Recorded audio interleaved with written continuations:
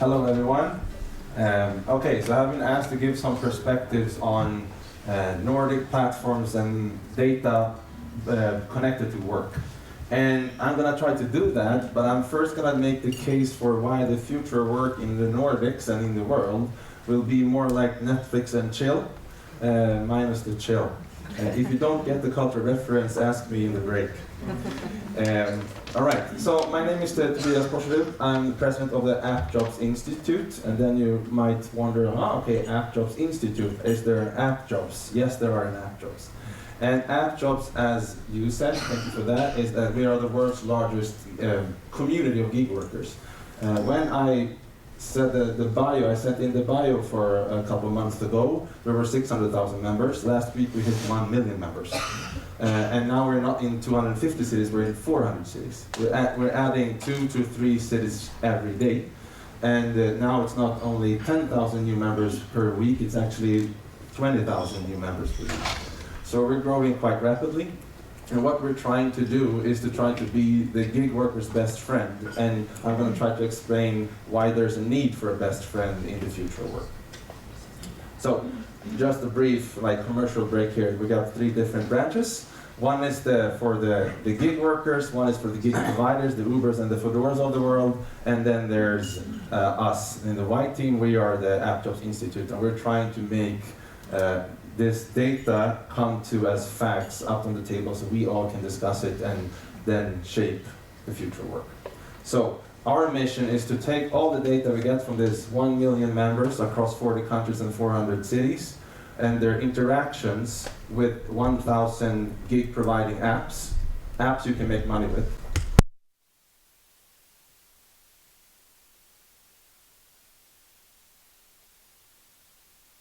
So basically, put the facts on the table so we can discuss it, and then, based on what angle you have and what expertise you have, you can use that fact and that data to make a conversation and discourse, and hopefully there will be some red, delicious apples in the end. So, by saying that, let's start with the Netflix and chill minus chill.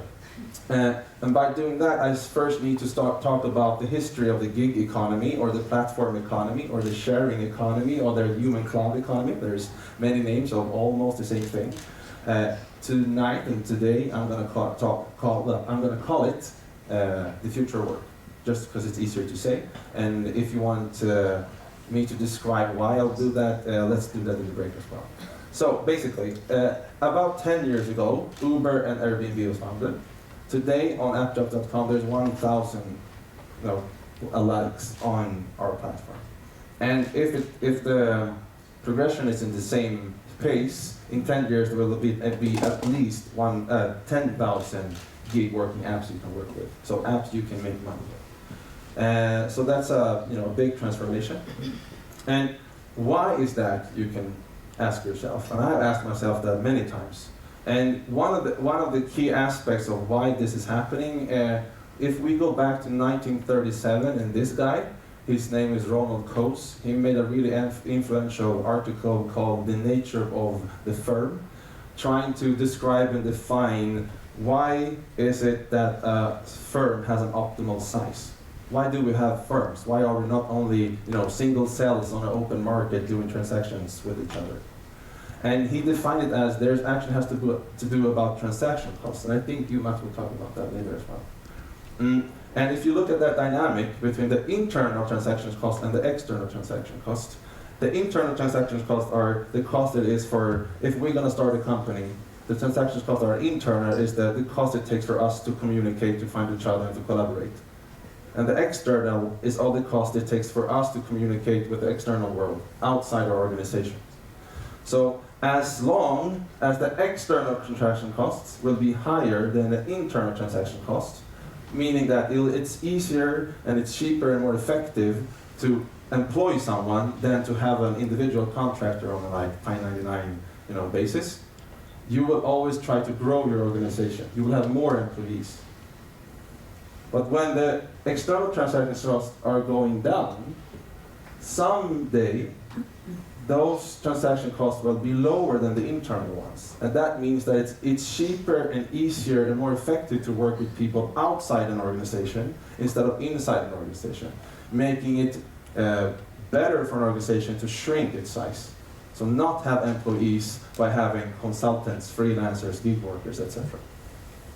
So historically, we have been cramming ourselves into factories and big offices, just because the transaction costs are so high for the external ones that we needed to be at one place in order to find ourselves, to communicate and to collaborate. But the thing is that these transaction costs to communicate have drastically historically gone down. These graphs is showing what a telephone call costs now, or 5 years ago, relative to 1930. It's basically zero. And the same for airfare from New York to London and computer storage. So basically what I'm trying to say with this graph is that it's so much easier and cheaper now to communicate than it was just a couple of decades ago. Meaning that the external transaction cost to find, communicate, and collaborate with each other is plummeting. And that, I will argue, will make that the optimal size of a company shrinks. And if the external transaction cost shrinks to zero, that means that the optimal size of a company will be 1 employee. Meaning that in one shape or form, if this happens, we will all be gig workers. And if we all are gig workers, that will drastically change how we work. All right, so to try to sum this up, if we have the old economy, or the traditional economy, even since the Industrial Revolution, we had everything in one place, one pyramid, one factory. We had the finance, we had the management, we had the HR, and we had employees. They're all in the same spot. And we made all this infrastructure built around that. We fought our fights to get labor rights and all that. And that made that we have quite high security in the labor market, but not that much flexibility in the labor market. But when these transaction costs are going down, meaning that the optimal size will shrink, there will be more like a network society. And when the network society comes into place, then the security is not as high, but the flexibility is much, much higher. And that has also great effects on how we work and how we organize and how we spend our lives. So you've probably seen this before in this Reshaping Work Summit, but I will show it again. This is a projection from the Elma Intelligence Institute, and they say that in 7 years, there will be more people doing gig work or freelancing in the US workforce than non-gig working freelancing people. So this is not only like on a, what we call like a report kind of a philosophical way. There's actually happening quite radical shifts right now. Okay, so let me do the analogy with Netflix. Remember this? Remember when we had all our media in physical cassettes, and I had to watch The Mask 10 times because I didn't have afford to buy a new one. And it was quite hard to get access to new films, and it was quite expensive. It was and now we are used to this, right? We're used to stream our entertainment. We're used to stream and more or less flip-flop between different series and documentaries. And I'm going to make the case that they're actually, this is about transaction cost. The transaction cost here is that to buy a new and to look at the new TV series, to get the new episode of Friends was really expensive. You had to go to a store, you had to buy like 20 euros to get the DVD, and then you come back and you watch it several times because it was hard to access and it was expensive. Now you can stream how much you want for 10 euros a month. And it's because the transaction costs are getting down. So imagine what will happen when the transaction costs are going down in the labor market. Then we will not only have one company work the entire life, we will stream work. And that will have a lot of consequences, for good and for bad.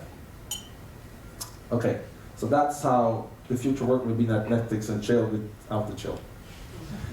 So now let's get into the data. right now, and this is the AppJobs platform, we have 1,000 gig providing apps that you can, if you're a member, go in and scroll and search for and see where you want to work with. And in the Nordics, it's much smaller still. In Sweden, there is right now 80 different apps you can make money with if you go on our platform. As you can see, in Finland, there's only 28, I think, or maybe 29, yes. And in Norway, it's about 40. So compared to the US, there's lots less. And if you want to see the member statistics of our members, we're about 12,000 in Sweden, and we are about 4,500 in Denmark, and then we're quite small in the rest of the Nordics. So the data you will see from now on will be based on these members. It will be based on their behavior data that they give us, and they will also be based on surveys we have asked them. So we asked them questions. So my first take-home message here is that, and I hope you will say the same, Mats, we will see, is that the platform economy or the gig economy or the sharing economy is not yet the economy.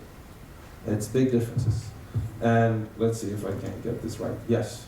So what you can see on this chart is that the dark blue is the distribution of gig working members on our platform, what they work with. And the grayish bars are statistics from the what do you call it? Statistiska centralbyrå. Anyone knows what Statistics Sweden. Statistics Sweden, thank you. And as you can see, there's a lot more members working in blue-collar work, like not highly educated but low educated work. So the gig economy is not the economy. And then you can see how much people work in different categories. So what you can get here is that there's more people working at least 30 hours per week when they're doing different kind of car gigs. Car gigs is a code for Uber. And household gigs are a bit less, but it's still quite stable. And then we also asked and analyzed the data from our members of how often do you engage in gig work, meaning how often do you use an app to make money with. And as you can see, there's about 20% who's doing it daily, and about 20% who's doing it at least weekly, and then it's fading. And if you do that as a comparison for different countries in the database, you can see that the gig economy is way, way bigger, and freelancing is way, way bigger in China than in Sweden. You can see Sweden on the far right. So when it comes to Sweden, and remember Sweden is the biggest here, compared to it's about 3.5% if I'm correct right now. I'll continue with the data. So this is the age distribution of our members. So the dark blue is young, and the less dark it is, the older you are. So it's quite stable, but as you can see, there's more and more young people joining the gig economy in the Nordics. And then we have gender distribution for categories. And I think the main take-home message here is that gender stereotypes is not disappearing automatically in the gig economy, in the platform economy. As you can see, there's a lot more males driving cars and a lot more females cleaning houses. So there's some people claiming that when the network society enters, you will have access to all work, and then you will choose whatever. There's no gender stereotypes anymore. But what we can see, there's still gender stereotypes. And it goes also with this. This is how much females compared to males working. And as you can see, there's more males working more hours per week than females. And then we ask, okay, you are doing this on a weekly basis or a daily basis or a yearly basis. Why are you doing this? Why are you engaged in gig work? And most people do it because they're simply unemployed. They can't find work in another way. And the second is that they want an extra income. So they already have one income, but they want or need an extra income. And then it comes to, okay, I want to have a more flexible work, and then it goes down.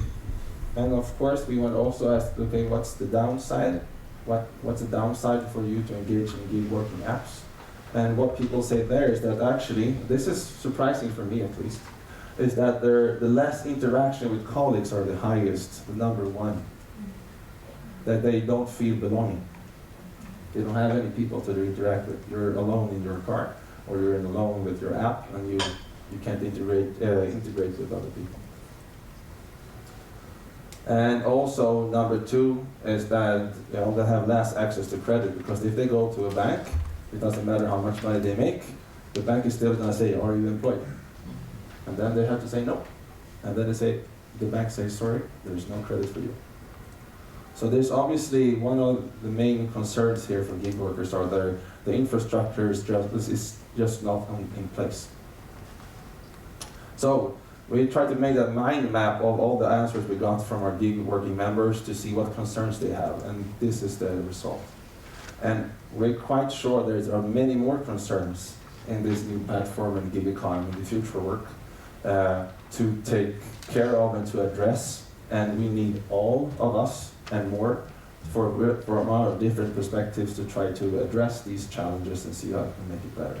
And hopefully this data can make some kind of shed some kind of light in this discussion, and hopefully it can be some kind of starting point of discourse that we can have together. So with that being said, if you want to have contact with us on social media or subscribe to our newsletter, please do that by scanning the QR code. And that's all for me. Thank you.